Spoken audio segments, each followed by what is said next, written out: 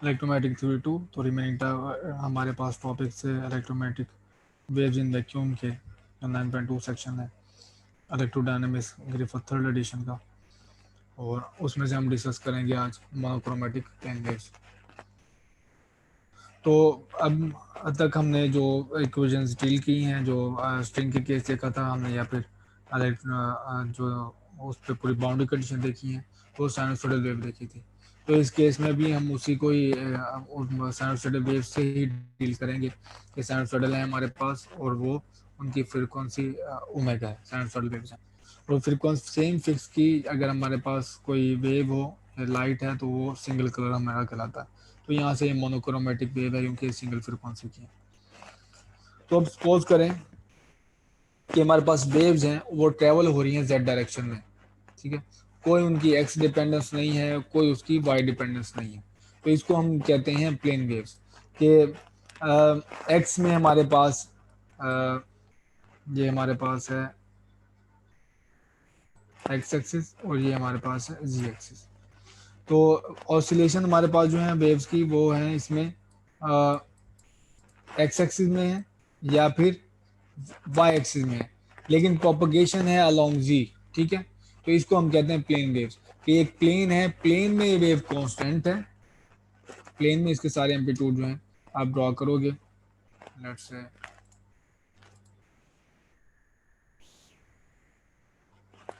ये है along Y या फिर ये, ठीक है।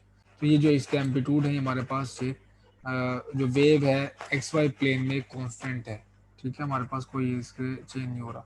जैसे जी के अलोंग मूव करता है तो हमारे पास चेंजिंग आती है। तो ये आपको एट अ टाइम स्लैब में किसी भी एक मोमेंट पे आपको कांस्टेंट मिलेंगी, वो टाइम स्लैब पे आपको ये पूरा जो वेव में प्लेन मिलेगा, इसका कोई भी कंपोनेंट अलोंग जी डायरेक्शन में नहीं है। तो इसको हम कहते हैं प्लेन वेव्स, और ये परपेंडिकुलर टू द प्रोपगेशन है, परपेंडिकुलर टू द प्रोपगेशन। तो फील्ड इस केस में हम जो ले रहे हैं वो साइनसोइडल है, जैसे मैं पहले बता चुका हूँ, और वो ये बनेगी कि फील्ड जो इलेक्ट्रोमैग्नेटिक फील्ड है उसका है हमारे पास कॉम्प्लेक्स एम्पलीट्यूड, और उसके साथ है ई पावर आयोटा के जी माइनस ओमेगा टी, और इधर भी हमारे पास कॉम्प्लेक्स एम्पलीट्यूड है बी का, और साथ ई पावर आयोटा के जी माइनस ओमेगा टी है। आपने देखा होगा कि ये मैंने इसके नॉट और नॉट के साथ ई की पावर ये वेक्टर साइन भी है, टिल्डे भी है। वेक्टर साइन टिल्डे आपको यहाँ वेक्टर साइन वेक्टर के लिए, और टिल्डे हमारे पास है कॉम्प्लेक्स। तो ये कॉम्प्लेक्स एम्पलीट्यूड है हमारे पास, इसमें आप कह लें कि तीन एम्पलीट्यूड है हमारे पास। एक है naught x plus E naught y plus E naught z. तो सारे के सारे कॉम्प्लेक्स एम्पलीट्यूड हैं, ये भी कॉम्प्लेक्स एम्पलीट्यूड है और ये भी कॉम्प्लेक्स एम्पलीट्यूड है। तो इस वजह से मैंने ये दो साइन यूज कर रहा हूँ यहाँ पे। और जबकि कॉम्प्लेक्स से अगर आप रेल में जाएंगे तो हमारे पास से तीन कंपोनेंट्स आ जाएंगे, E x E y E z, E naught x E naught y E naught z, और साथ हमारे पास ये फेज आ जाएगा। इधर भी अगर आप रेल में जाएंगे तो ये रेल एम्पलीट्यूड है, E B not x B naught y B naught z, और ये हमारे पास है ई पावर एओटा डेल्टा जो फेज है। तो ये है नोटेशन, और नोटेशन थोड़ा सा आपको शायद तंग करे, लेकिन आप इससे फेमिलियर हो जाएं कि ये वेक्टर भी है और कॉम्प्लेक्स भी है, और इसके अंदर तीन तीन कंपोनेंट्स है, इसके भी तीन कंपोनेंट्स हैं, इसके भी तीन कंपोनेंट्स हैं हमारे पास, तीन कॉम्प्लेक्स का एम्पलीट्यूड है, तीन कॉम्प्लेक्स नंबर्स हैं। तो जो भी सोल्यूशन होगा, आपको याद होगा कि हमारे जो वेव इक्वेशन ड्राइव की हैं वो बाय यूजिंग मैक्सवेल इक्वेशन की हैं। So every solution to Maxwell equation must obey the wave equation, ठीक है। तो आपके पास कोई भी मैक्सवेल इक्वेशन का सोल्यूशन होगा वो वेव इक्वेशन ओबे करेगा। लेकिन कन्वर्स इसका ट्रू नहीं है कि कोई भी वेव इक्वेशन होगी वो मैक्सवेल इक्वेशन को इस को होल्ड करेगी, मैक्सवेल सोल्यूशंस को। उसकी वजह ये है कि मैक्सवेल की जो इक्वेशंस हैं वो एक्स्ट्रा कॉन्स्टेंट्स अप्लाई करती है इलेक्ट्रिक फील्ड और मैग्नेटिक फील्ड पे। तो ये हमारे पास एक्स्ट्रा जो कॉन्स्टेंट्स अब इम्पोज होते हैं इलेक्ट्रिक फील्ड और मैग्नेटिक फील्ड में, वो इस कन्वर्स को ट्रू नहीं होने देते। फॉर एग्जांपल, तो मैक्सवेल इक्वेशन हमारे पास चूंकि वैक्यूम में है, तो इलेक्ट्रिक फील्ड और मैग्नेटिक फील्ड की जो डाइवर्जेंस है वो इक्वल टू हमारे पास है 0 है। तो अब इसको अप्लाई करें हम अब अपनी इन इक्वेशंस पे, तो मैं अप्लाई करता हूँ ये वाला result, del dot E is equal to 0। तो ये मेरे पास डाइवर्जेंस का मतलब ये होता है, तो पता है partial partial x partial partial y plus partial partial c dot with electric field, ठीक। तो आप अगर इसका 1 बाय 1 डेरिवेटिव लें, आप ये देखें कि ये जो नंबर है हमारे पास ये तो कांस्टेंट है, ये एम्पलीट्यूड है हमारे पास, ये कांस्टेंट है, इसका डेरिवेटिव नहीं होगा, डेरिवेटिव इस पार्ट का आएगा। तो इसमें कोई एक्स डिपेंडेंस नहीं है, तो ये पार्ट 0, इसमें कोई वाई डिपेंडेंस नहीं है, तो ये पार्ट भी 0। हाँ जी डिपेंडेंस है हमारे पास, तो जी का हमारे पास नॉन जीरो रिजल्ट आएगा अगर मैं डेरिवेटिव लेता हूँ इसका। तो ई नॉट जी यानी कि जी कंपोनेंट आ गया साथ, और ये पावर में आयोटा के डेरिवेटिव लेने के बाद, और ई पावर आयोटा के जी माइनस ओमेगा टी, वो इक्वल टू है 0 अकॉर्डिंग टू द इक्वेशन। लेकिन आपको पता है कि ये कॉम्प्लेक्स एम्पलीट्यूड ये 0 नहीं हो सकता, अगर 0 है तो इसका मतलब सारे जो सॉरी हमारे पास ये आयोटा 0 नहीं है। तो ये जो इक्वेशन आई है, तो इससे हम कंक्लूजन ये निकालेंगे कि आयोटा हमारे पास कांस्टेंट है, वो 0 नहीं है, वेव नंबर वो 0 नहीं है, ये थ्रू आउट सारे टाइम्स के लिए 0 नहीं हो सकता। तो क्या चीज़ 0 हो सकती है, वो ये एम्पलीट्यूड है। तो इलेक्ट्रिक फील्ड का एम्पलीट्यूड अलोंग जेड डायरेक्शन वो इक्वल टू 0 है। तो बिल्कुल यही केस आप अगर अप्लाई करें इसके ऊपर, यही जो आर्गूमेंट्स हैं अप्लाई करें आप डेल डॉट बी पे, और भी divergence of magnetic field equal to 0, उसमें भी आप देखोगे कि मैग्नेटिक फील्ड का z कंपोनेंट इक्वल टू 0 आएगा, ठीक है। तो पहली चीज़ हमें मिली कि इलेक्ट्रिक फील्ड का कोई component along the direction of propagation नहीं है, और मैग्नेटिक फील्ड का कोई component in that along the direction of propagation नहीं है। तो ऐसी वेव जिसका कोई component along the direction of propagation ना हो, तो वो हमारे पास ट्रांसफर वेव होती है। तो मैंने पहले जैसे स्टेट किया था कि इलेक्ट्रोमैग्नेटिक वेव ट्रांसफर वेव्स है, तो यहाँ से आपको वाज तौर पे प्रूव नजर आ रहा है। तो पहला कैलकुलेशन हमारे पास ये है कि जो जी कंपोनेंट है, क्योंकि हमारे पास z along the direction of propagation है, तो दोनों कंपोनेंट 0, तो इसका मतलब हमारे पास ये ट्रांसफर वेव्स है। अब यूज करते हैं मैक्सवेल इक्वेशन, जो फ्राडे लॉ जिसे हम कहते हैं, curl of electric field is equal to minus partial B और पार्शियल टी। ये देखते हैं कि ये हमें क्या बताती है। तो एक साइड पे हमने इलेक्ट्रिक फील्ड का कर्ल लेना है जो हमारे पास साइनसोइडल वेव है, और दूसरी तरफ मैग्नेटिक फील्ड का हमने लेना है टाइम डेरिवेटिव नेगेटिव के साथ। तो चूंकि मैं देख चुका हूँ कि ऐसा कोई जी कंपाउंड नहीं है, तो जी मैंने ऑलरेडी 0 पुट कर दिया है, यहाँ पे मैग्नेटिक फील्ड मैंने 0 पुट कर दिया। तो ये रहा मेरे पास curl partial x partial y और पार्शियल जी। तो ये रहा एक्स कंपोनेंट और ये रहा वाई कंपोनेंट। तो ये ब्रैकेट्स में ये पूरी आप जो है ये आप लिख सकते हैं, इमेजिन कर सकते हैं कि ब्रैकेट में के जी माइनस ओमेगा टी है, और यहाँ पर भी ब्रैकेट में के जी माइनस ओमेगा टी है। अच्छा, राइट हैंड साइड पे B not x, x component का टाइम डेरिवेटिव, क्योंकि हर कंपोनेंट का ये वेक्टर का टाइम डेरिवेटिव, तो उसका मतलब है हर कंपोनेंट का डेरिवेटिव है। तो ये एक्स कंपोनेंट का डेरिवेटिव, ये वाई कंपोनेंट का डेरिवेटिव, जबकि जी कंपोनेंट हमारे पास 0 है। तो यहाँ से आप कर ले सकते हैं, आप देख सकते हैं कि अगर मैं इसका एक्स कंपोनेंट लूँ तो ये 0 है, लेकिन वाई कंपोनेंट यहाँ पे जी के लिए हमारे पास अप्लाई होगा।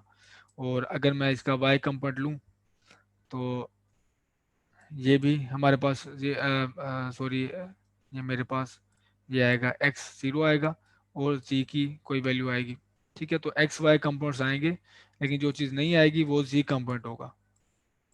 तो जी का आप देख लें, एक्स डेरिवेटिव अगर अप्लाई करें तो ये भी कांस्टेंट है, और इधर ई पावर आयोटा के जी माइनस ओमेगा टी, ये भी इसके लिए कांस्टेंट होगा क्योंकि पार्शियल डेरिवेटिव है। तो ये भी 0 हो जाएगा और ये भी 0 हो जाएगा, ओके, इसमें कोई एक्स की वैल्यू नहीं है। तो रिजल्टिंग इक्वेशन हमारे पास आएगी ये राइट हैंड साइड पे डेरिवेटिव अप्लाई करने के बाद, और लेफ्ट हैंड साइड पे पार्शियल डेरिवेटिव अप्लाई करने के बाद मेरे पास ये इक्वेशन आई, जो कि रिजल्ट है इसका कि पार्शियल जी अप्लाई करने के बाद माइनस, और दूसरा हमारे पास है वाई कंपोनेंट के लिए, वो भी पार्शियल जी वाली हमें वैल्यू मिली है।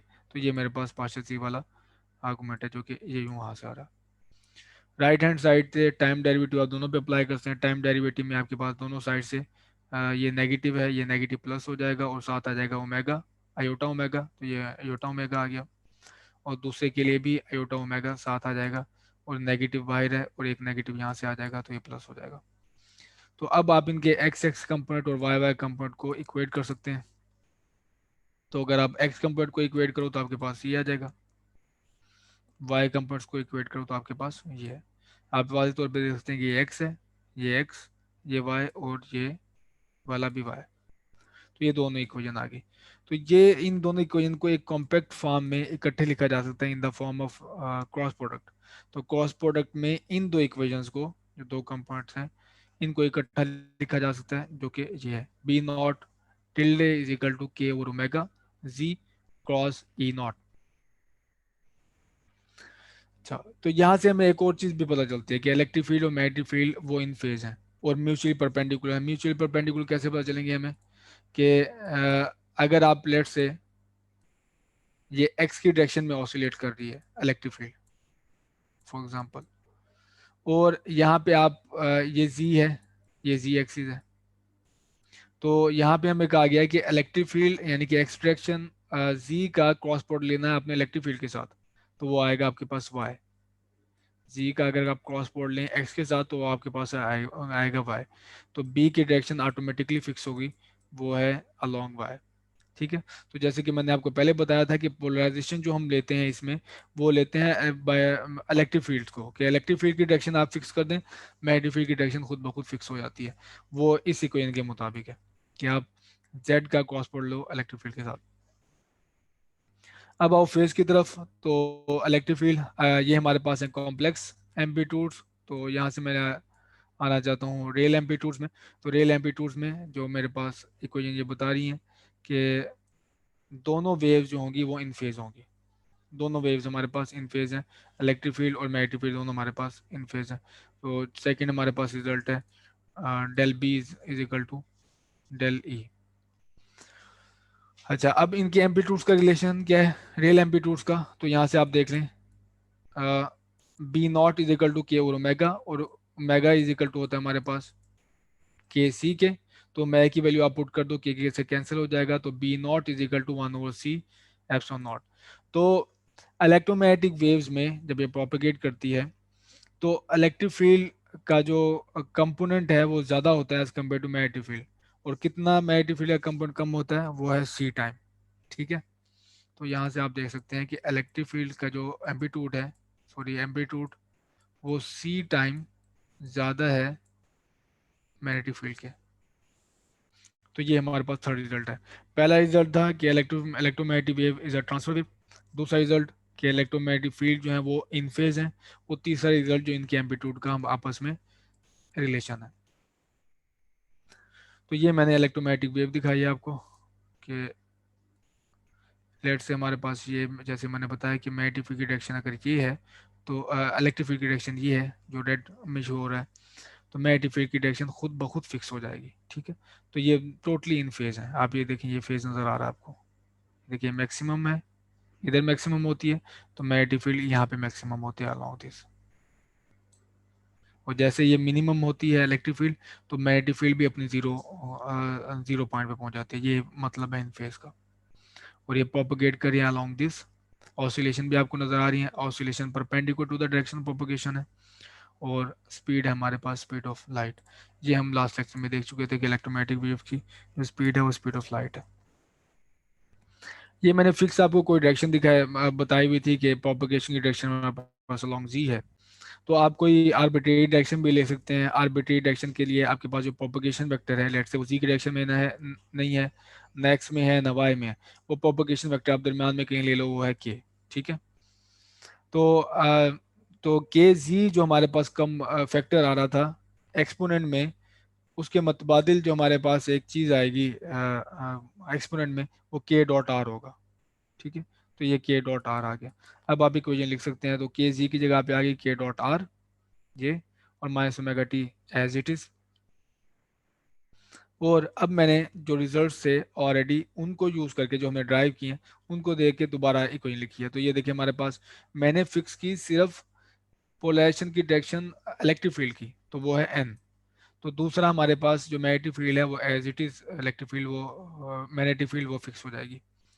तो यहाँ पे आना था मैग्नेटिक फील्ड का एम्पलीट्यूड, तो वो ये है, मैग्नेटिक फील्ड का amplitude is equal to 1/c into E not. तो ये है 1/c इंटू ई नॉट। इस रिलेशन के मुताबिक पहले डायरेक्शन ऑफ प्रोपगेशन थी जी, तो यहाँ पे उससे कॉरस्पॉन्डिंग के आ गया, और एन हमारे पास कहाँ से है, वो इलेक्ट्रिक फील्ड से है। तो अगेन ये रिलेशन 1/c के क्रॉस ई टिल्डे। देन जैसे मैंने बताया पोलराइजेशन वेक्टर है, और चूंकि हमारे पास जो इलेक्ट्रोमैग्नेटिक वेव है वो ट्रांसफर वेव है, तो एन जो पोलराइजेशन वेक्टर है और के जो प्रोपगेशन वेक्टर है, इन दोनों का जो यूनिट वेक्टर का डॉट प्रोडक्ट होगा वो हमारे पास जीरो होगा। यही ट्रांसफर की डेफिनेशन है।